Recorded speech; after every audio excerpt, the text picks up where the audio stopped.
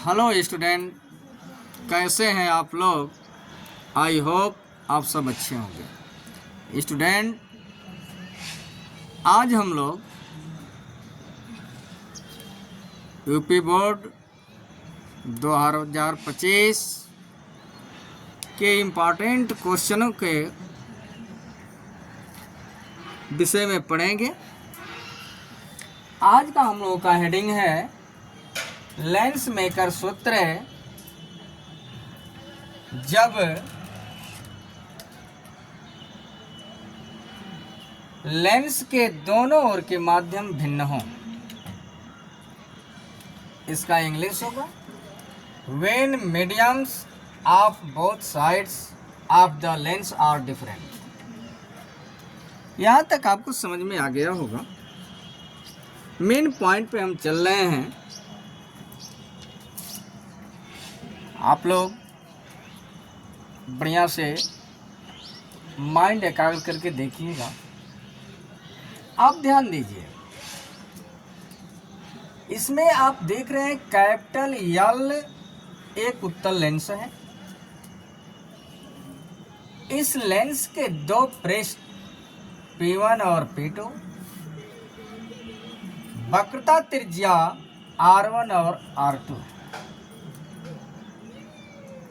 अब समझिए कि लेंस P1 के वक्रता केंद्र C1 से एक अभिलंब खींचा गया है C1N। अब आप ध्यान दीजिएगा कि पृष्ठ P1 के सामने एक बिंदु वस्तु O रखी गई है और जब यह यहाँ से किरण चलती है तो यहाँ से अपवर्तित होती है। लेंस के बाईं ओर के माध्यम का अपवर्तनांक N1 है और दाहिनी ओर के माध्यम का अपवर्तनांक N3 है। और यहाँ पे लेंस के पदार्थ का अपवर्तनांक N2 है। जहाँ आप ध्यान दीजिएगा N2 is greater than N1 और N2 is greater than N3। मतलब आप समझिए कि लेंस की पदार्थ का अपवर्तनांक जो है दोनों तरफ के माध्यमों से अधिक है। तो अब बिंदु वस्तु से चलने वाली प्रकाश की किरण लेंस से अपवर्तन के बाद अभिलंब की ओर झुक जाती है। अब एक किरण प्रकाशिक केंद्र से चल रही है, एक किरण ऐसे चल रही है, एक किरण ऐसे चल रही है। इन दोनों किरणों का कहीं मिलान नहीं होगा।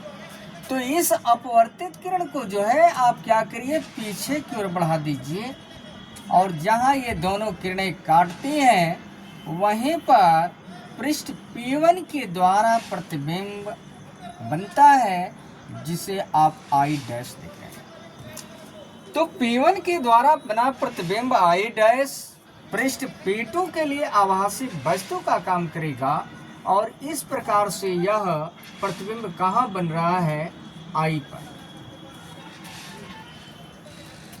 P1 से O की दूरी आप देख रहे हैं U है। I डैश और P1 के बीच की दूरी V डैश है और P2 और I के बीच की दूरी V। यहाँ तक आपको समझ में आ गया होगा। एक बार मैं बोल दे रहा हूँ, आप लिख लीजिएगा कि माना कैपिटल L एक उत्तल लेंस है जिसके पदार्थ का अपवर्तनांक N2 है। लेंस के बाईं ओर के माध्यम का अपवर्तनांक N1, लेंस के दाहिनी ओर के माध्यम का अपवर्तनांक N3। अब आप समझिए, इस लेंस के दो पृष्ठ P1 तथा P2 हैं जिनकी वक्रता त्रिज्या R1 और R2। पृष्ठ P1 के सामने एक बिंदु वस्तु O रखी है, जिसके द्वारा आभासी प्रतिबिंब I डैश पर बनता है, और P1 के द्वारा जो बना है प्रतिबिंब I डैश, वह पृष्ठ P2 के लिए आभासी वस्तु का काम करेगा, और इस प्रकार से P2 के द्वारा प्रतिबिंब कहाँ बनेगा? I डैश पर। तो यहाँ तक आप लिख लिए होंगे और लिख लीजिएगा। इसके बाद हम लोग निगमन की तरफ बढ़ रहे हैं।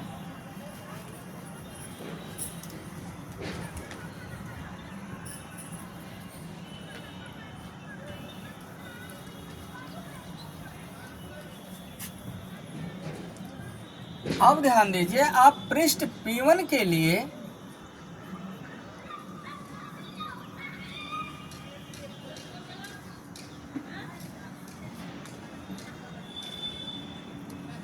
गोलीय पृष्ठ के अपवर्तन के सूत्र से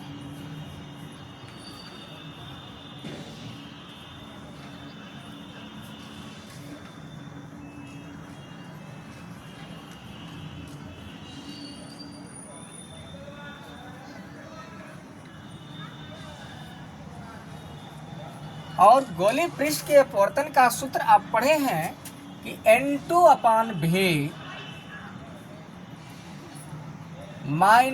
N1/U बराबर N2 - N1 बटा R। तो यह तो गोलीय पृष्ठ के अपवर्तन का सूत्र है। इसमें आप एक चीज ध्यान दीजिएगा कि जिस माध्यम से किरण चलेगी, उस माध्यम के अपवर्तनांक बटा में वस्तु की दूरी, और जिस माध्यम में पहुंच जाएंगे, उस माध्यम के अपवर्तनांक बटा प्रतिबिंब की दूरी। तो आप पृष्ठ P1 के लिए देखिए कि वस्तु जो है N1 माध्यम में है और किसमें जा रही है? N2 माध्यम। तो हो जाएगा N2 अपान प्रतिबिंब की दूरी। पृष्ठ P1 के द्वारा प्रतिबिंब I डैश पर बन रहा है, जिसका पृष्ठ P1 से दूरी कितनी है? V dash. तो N2 अपान V डैश माइनस किस माध्यम से चली है? तो N1 से। तो N1 बटा क्या हो जाएगा? U बराबर दोनों अपवर्तनांकों का अंतर N2 माइनस N1 बटा में पहले पृष्ठ की वक्रता त्रिज्या आप जान चुके हैं, लिखे भी होंगे R1। समीकरण नंबर 1। अब पृष्ठ P2 के लिए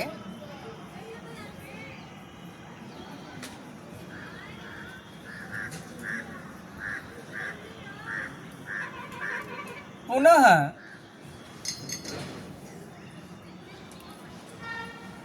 गोलीय पृष्ठ के अपवर्तन के सूत्र से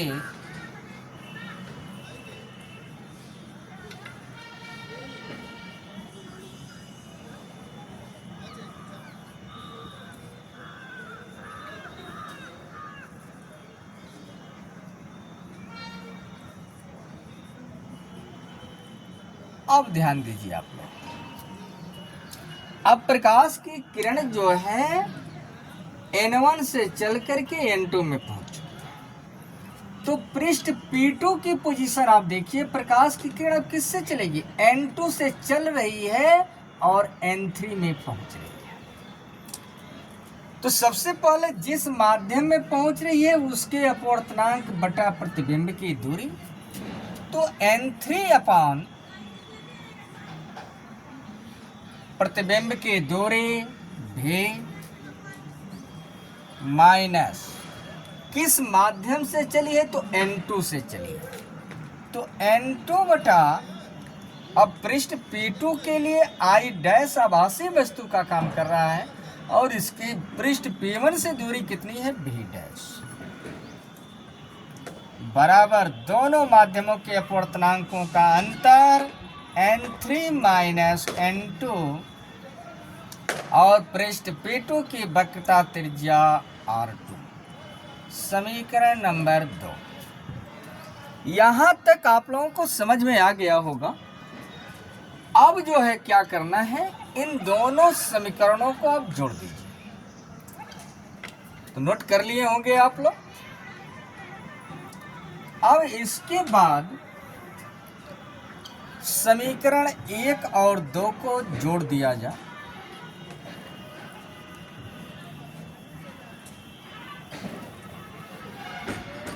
तो लिखेंगे आप लोग समीकरण 1 और 2 को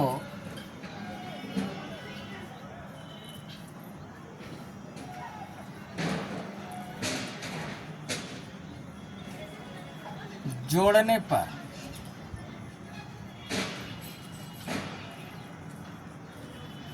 आप ध्यान दीजिए, बायां पक्ष बाएं पक्ष की तरफ जोड़ लीजिए, दाहिना पक्ष दाहिने पक्ष की तरफ जोड़ दीजिए। तो इस समीकरण 1 का बायां पक्ष है n2 बटा v डैश माइनस n1 बटा u।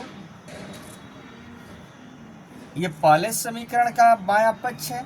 और दूसरे समीकरण का बायां पक्ष क्या है, n3 बटा में v माइनस n2 बटा v डैश बराबर बाएं पक्ष के दोनों समीकरणों को जोड़ लिए। दोनों समीकरण का बायां पक्ष, अब दोनों समीकरण का दाहिना पक्ष जोड़ दीजिए। तो n2 माइनस n1 बटा r1 plus n3 minus n2 बटा r2। अब देख लीजिए, दोनों समीकरणों का बायां पक्ष बाएं पक्ष की तरफ जोड़ा गया है और दाहिना पक्ष दाहिने पक्ष की तरफ जोड़ा गया है। यहां तक आपको समझ में आ गया होगा। अब आप ध्यान दीजिए,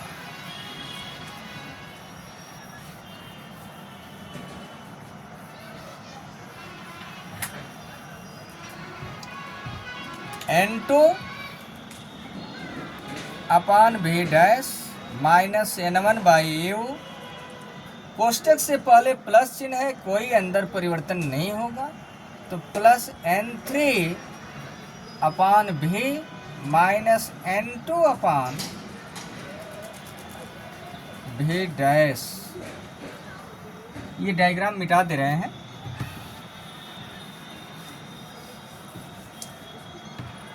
बराबर n2 माइनस n1 बटा r1 plus n3 minus n2 बटा r2। अब ध्यान दीजिए, प्लस n2 अपान v डैश है और माइनस n2 अपान v डैश है। ये क्या होगा, कट जाएगा। अब प्लस वाले को पहले लिख दीजिए, माइनस वाले को बाद में। तो n3 अपान v माइनस n1 अपान u बराबर n2 minus n1 by r1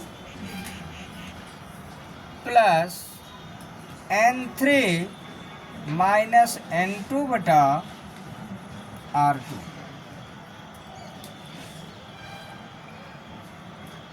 यही आपका लेंस मेकर सूत्र है। और नीचे लिख दीजिएगा, यही लेंस मेकर सूत्र है।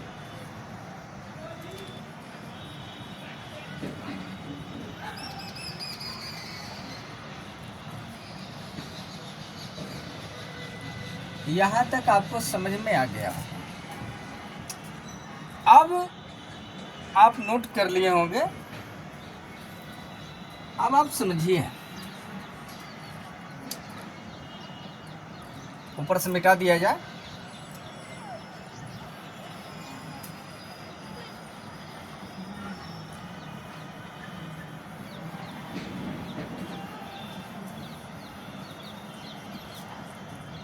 जब n3 बराबर n1 हो तो अब ध्यान दीजिए, यदि दोनों माध्यम का अपवर्तनांक जो है क्या हो, आपस में बराबर हो, यानी n3 के बराबर n1 हो, तब क्या होगा, यहाँ पे आप लिखिएगा n3 के जगह पे n1 अपान भी माइनस n1 अपान u बराबर, इधर आइए, n2 माइनस n1 बटा r1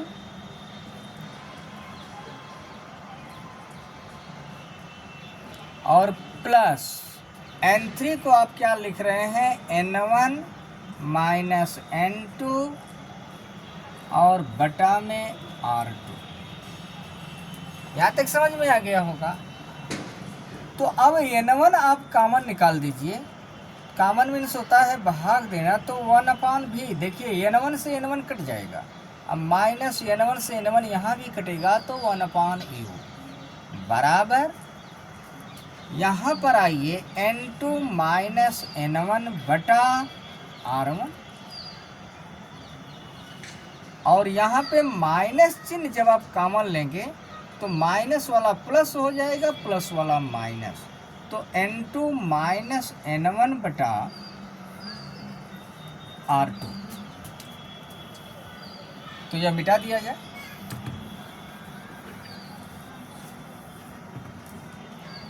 अब इधर आपका है n1 ब्रैकेट में 1 अपान भी माइनस 1 बाई यू बराबर, दोनों तरफ आप देख रहे हैं, दोनों पक्षों में या दोनों पदों में जो है कि n2 माइनस n1 कॉमन है, और ये कॉमन निकाल लीजिए, तो n2 minus n1 common means होगा भाग देना, तो यहाँ से n2 माइनस n1 से ये कटेगा, बचेगा क्या, 1 अपान r1, और यहाँ से n2 माइनस n1 कटेगा तो ऊपर 1 बचेगा बटा में r2। अब एक स्टेप और समझिए, n1 ब्रैकेट में 1 अपान भी माइनस 1 बाई यू बराबर, इधर n1 आप कॉमन निकाल लीजिए, तो n2 बटा n1 माइनस 1, और यहाँ बचेगा 1 by r1 minus 1 by r2, यहाँ पे n1 से n1 कट जाएगा, और आप जानते हैं कि 1 अपान भी माइनस 1 अपान यू बराबर क्या होता है, 1 बाई एफ बराबर n2 बाई n1। स्नेल के नियम में पढ़े होंगे कि यह किसके बराबर होता है, n के बराबर, तो n माइनस 1 और ब्रैकेट में 1 by r1 minus 1 by r2, और यह निगमन आप पढ़े होंगे जब लेंस के दोनों ओर के माध्यम समान होते हैं। और यहाँ दिखा दीजिएगा, चूँकि 1 अपान एफ बराबर 1 अपान भी माइनस 1 बाई यू और n बराबर n2 बाई n1। धन्यवाद। तो यहाँ तक ये पॉइंट आपको समझ में आ गया होगा। स्टूडेंट, यदि आप चैनल पर नए हैं तो सब्सक्राइब करिए, क्योंकि कोई भी वीडियो हम अपलोड करेंगे तुरंत आपके पास पहुंच जाएगा। और सब्सक्राइब करिए चैनल को, लाइक करिए और कमेंट में अपनी राय जरूर दीजिएगा। धन्यवाद। Best of luck.